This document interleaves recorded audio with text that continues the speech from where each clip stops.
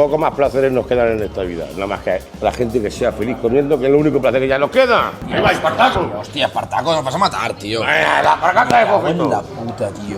Mira, la pagata de Fofito. Que cuente un poco la película, va. Que ya te lo digo yo, que ya esta noche ni cena ni mañana tampoco desayunan ni nada. Pero en 4 días, tío. Pero si esto es para una boda. La pagata de Fofito, ahí lo lleva. Sobre todo, los bistecs tienen que ser de hembra para que estén tiernos. ¿Sí? Sobre todo, tienen que ser de hembra para que esté y no se haga corrioso en la boca. Jamón ibérico, lacón, queso gorgonzola, queso de cabra, queso cabrales, reducido a la sidra, panko y doritos de queso al empanado.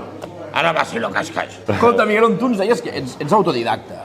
Que tú ni escuelas de cocina... No, yo la única maestra que yo he tenido en mi vida, y ojalá me hubiera durado muchos años más, si mi abuela que para descanse, de la Sierra de Granada, del Cortijo de ahí, de la Sierra de la Alpujarra.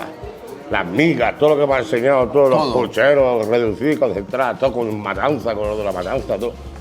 Aquí está todo. Vamos, ni trampa ni cartón. I després la teva bogeria d'anar provant i... Ya luego, claro, sueño un plato, cuando cojo vacaciones hago rutas gastronómicas por todo el mundo, pruebo, cato y ya luego yo mi toque. Tio, què li diries a algú que es vulgui dedicar a l'hostaleria ara, a la gent jove? Lo primero que tiene que llevarlo por la médula. Eso es lo primero. Esto se nace con ello.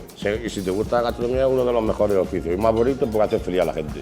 Això ho he dit abans. Diu, a mi m'agrada perquè faig feliç a la gent. Exactamente. Poco más placeres nos quedan en esta vida. Nada más que la gente que sea feliz comiendo, que es lo único placer que ya nos queda.